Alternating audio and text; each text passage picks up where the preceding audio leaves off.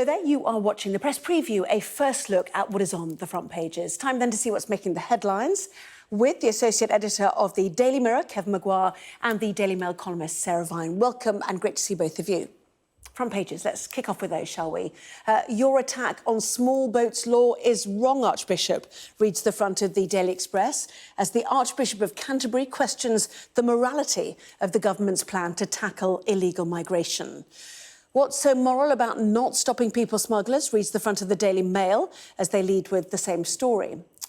The Financial Times looks at plans to stop family members from joining overseas master's students at British universities.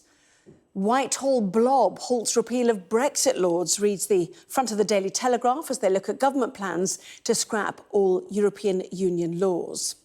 The front of the Times reporting that medics with less training are being sent into surgeries to boost ranks.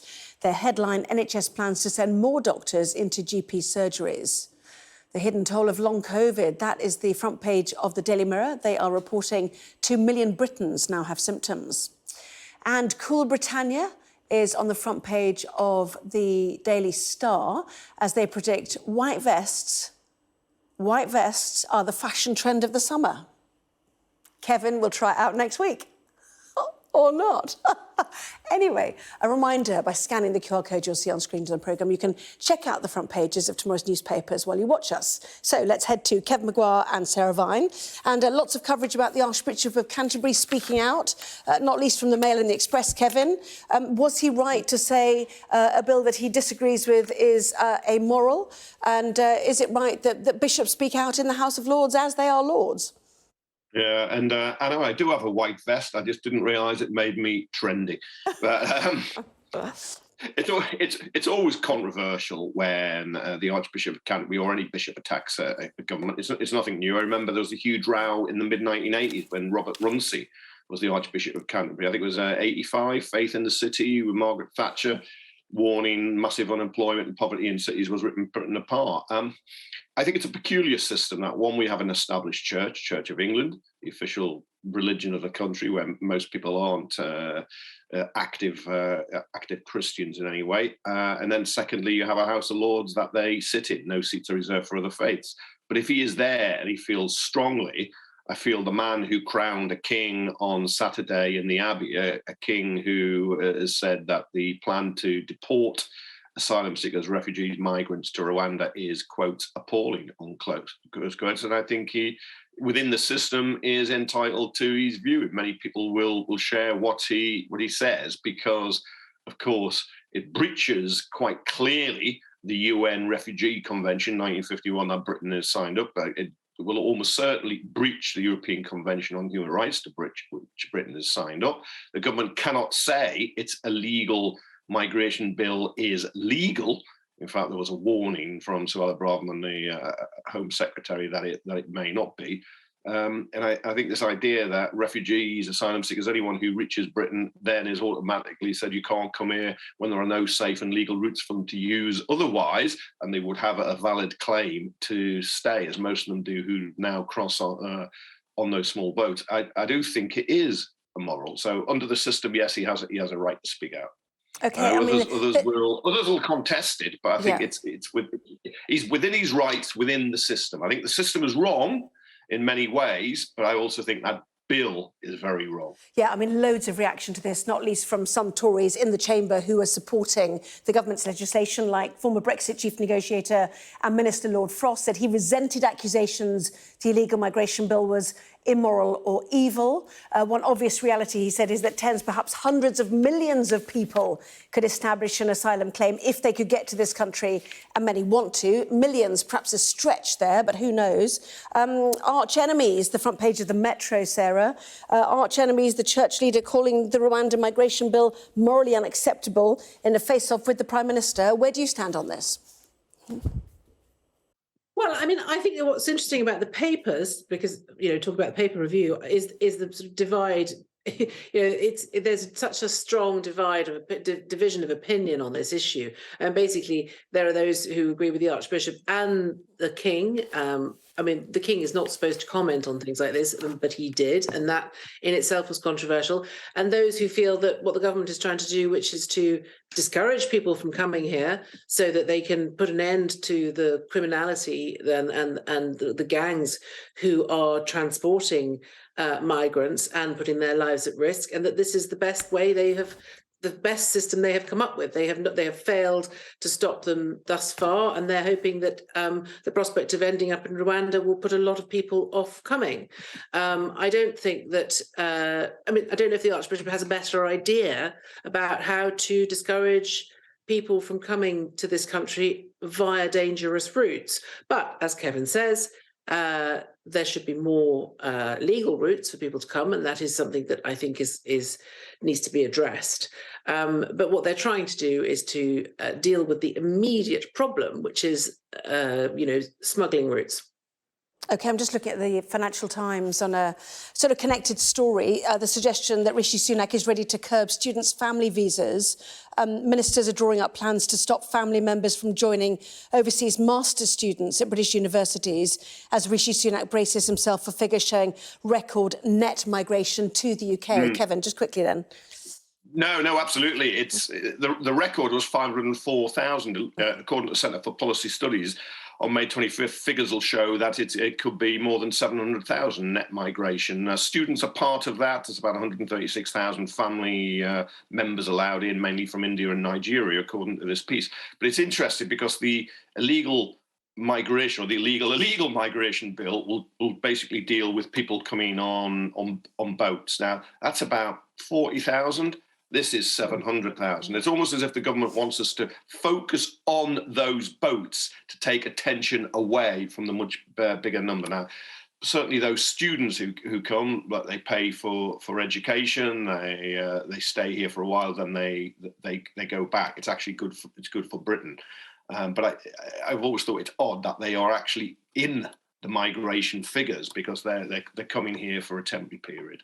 Yes, So well, the suggestion is that students have been one of the main drivers of the post-pandemic surge in migration, with almost 500,000 student visas issued by the UK authorities in 2022.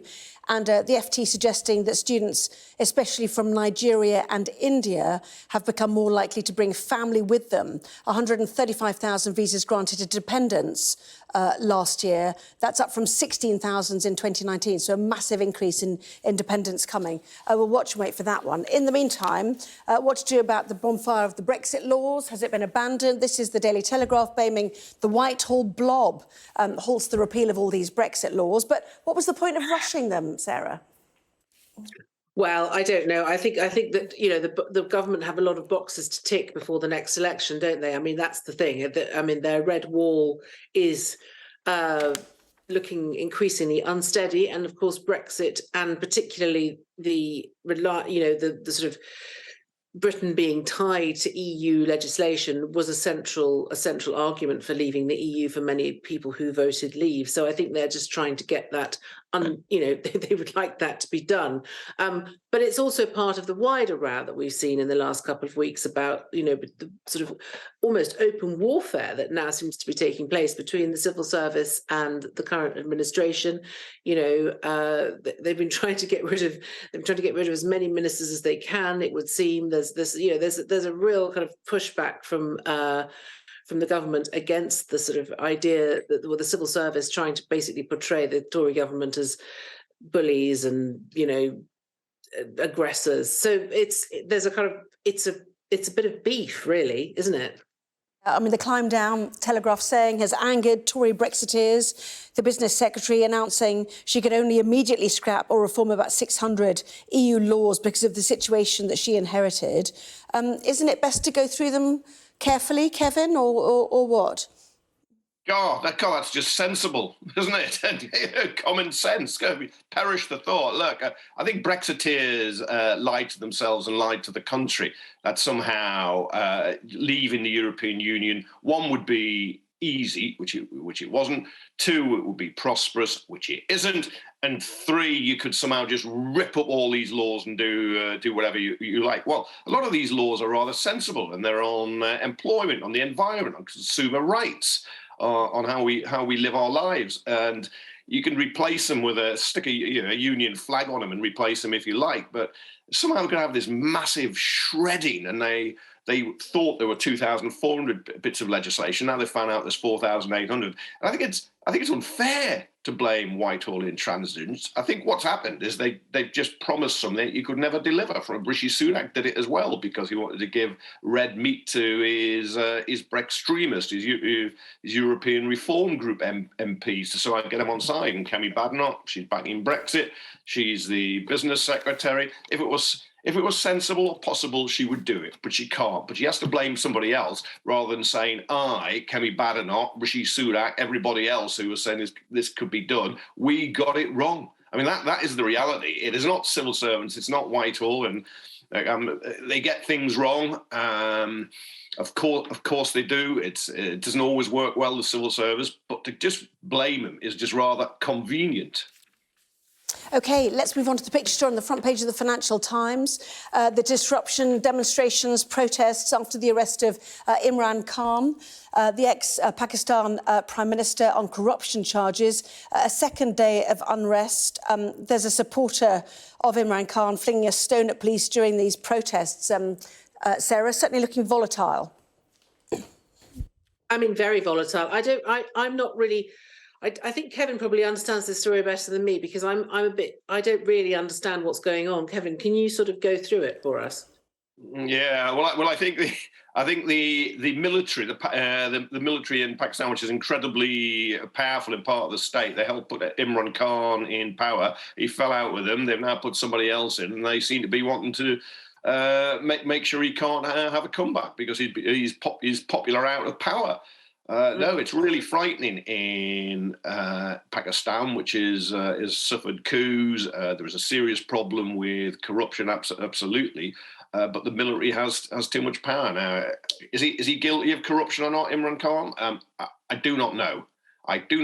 But I can believe that charges are also trumped up in an attempt to fit him up. Now, I'm not saying that is the case, but it's destabilising Pakistan again, which is a huge danger both for Pakistan itself, that region, and the rest of the world. This is a nuclear armed state. We should never forget, but it's also quite important in terms of battling terrorists as well over the border in Pakistan. So we've got to hope this somehow resolves itself. And I don't know what Britain can do, but if there's anything we can, we've got to try and do it. OK, let's do the front page of the Times then, Sarah, shall we? The idea that thousands of hospital doctors without the highest level of training, as they put it here, will be drafted into GP surgeries under plans to reduce waiting times and free up appointments, all sort of rejigging with the same toys at the moment to try and make the system more efficient, possibly. Well, I think it sort of ties in with Rishi's plan to make pharmacists, do some of the legwork to be able to prescribe for minor ailments, so sore throats, urinary tract infections, things that perhaps you don't need to see your GP for, but which pharmacists can diagnose and prescribe for. And what he's trying to do here is to introduce slightly less well qualified GPs. They're called SAS GPs, which makes them sound very exciting, and like they're going to abseil down your window and come and rescue you.